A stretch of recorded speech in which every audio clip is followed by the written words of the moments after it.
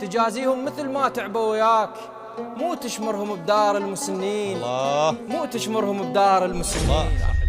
اريد تسولف لي اي قبل لا تقرا لي القصيده، سولف لي شنو سبب ترددك على دار المسنين؟ تبشر. يسلم. طبعا انا معاون طبي، نعم. فنطلع حملات لقاحات، ومرات نطلع على المدارس، نعم. على السجون. فيوم من الايام طلعنا على دار المسنين. طيب. هواي انقهرت من شفت هاي الشيبه الوقوره، امهاتنا المسنات. الله. فخطيه. نعم. يعني حاني ابو رقيه الله شاهد، والدي توفى من 2017. الله يرحمه. يرحم والديكم.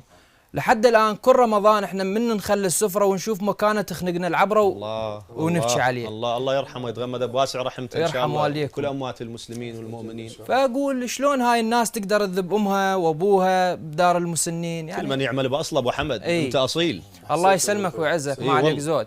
فهنا قصيده كتبت. شو قلت بالله؟ اقول بر امك وابوك وعيش مرتاح. يا سلام يا سلام يا سلام. بر امك وابوك وعيش مرتاح، الله يوفقك ايش قد ما صر زين.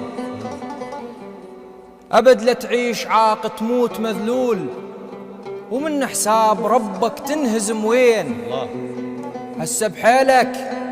هسه بحيلك وصح يمك ضعاف، باكر عقبه لا بد عظمك يلين. الله.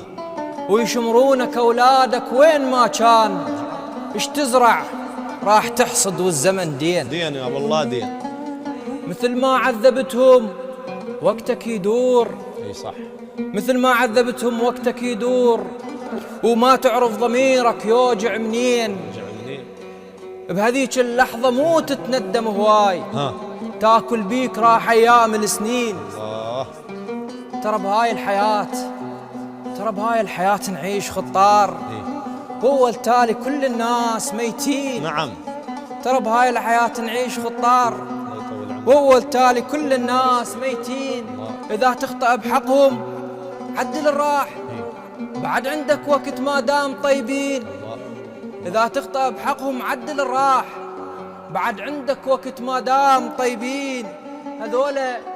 هذول الكبروك وشافوا الويل، ترى المفروض ينحطون بالعين. تجازيهم مثل ما تعبوا وياك، مو تشمرهم بدار المسنين. الله. مو تشمرهم بدار المسنين. الله. صح لسانك. سلامتكم. صح الله بدنك. لسانك ان شاء الله يا الغالي.